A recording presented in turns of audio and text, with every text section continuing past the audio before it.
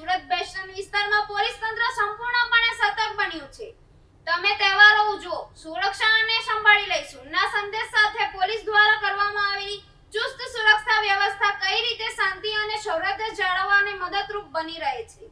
મોહરમના પવિત્ર તહેવારને ધ્યાનમાં રાખીને સુરત શહેરના બેસન વિસ્તારમાં પોલીસ દ્વારા વ્યાપક સુરક્ષા વ્યવસ્થા ગોઠવવામાં આવી છે। તહેવાર દરમિયાન કાયદો અને વ્યવસ્થા જળવાઈ રહે તેમજ લોકો શાંતિપૂર્ણ વાતાવરણમાં ઉજવણી કરી શકે તે માટે પોલીસ તંત્ર સતર્ક બન્યું છે।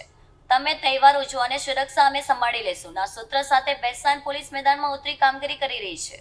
મુખ્ય માર્ગો, ધાર્મિક સ્થળો અને સંવેદનશીલ વિસ્તારમાં પોલીસનો ચુસ્ત બંદોબસ્ત ગોઠવવામાં આવ્યો છે। પોલીસ દ્વારા સતત પેટ્રોલિંગ તેમજ વાહન ચેકિંગની કામગીરી પણ હાથ ધરવામાં આવી રહી છે। સીસીટીવી કેમેરા અને આધુનિક સર્વેલન્સ સિસ્ટમ દ્વારા સમગ્ર વિસ્તાર પર નજર રાખવામાં આવી રહી છે।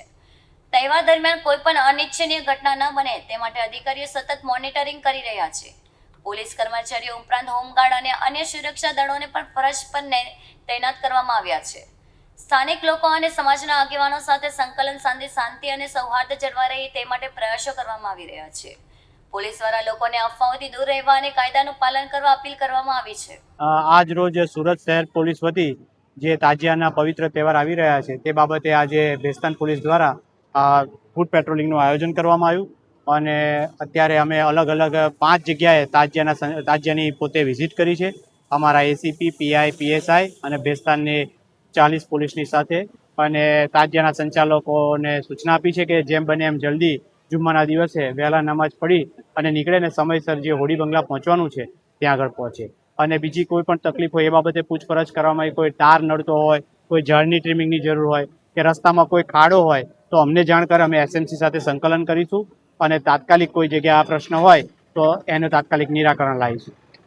સાહેબ, આ સાથે સાથે જે ગામના આગેવાનો છે તેઓ સાથે કેવું સંકલન બને તમે? અત્યારે તાજિયાના સંચાલક જે ઊન બેસ્તાનના છે રોશનભાઈ, અજરભાઈ એ પણ અમારી સાથે છે અને એ બધાનો પણ ઘણો સપોર્ટ છે અને એમણે પણ ખાતરી આપી છે કે સાહેબ અમે જુમ્માના દિવસે જેમ બને એમ જલ્દીથી તાજિયા નીકળે એ માટેના પ્રયત્ન કરીશું।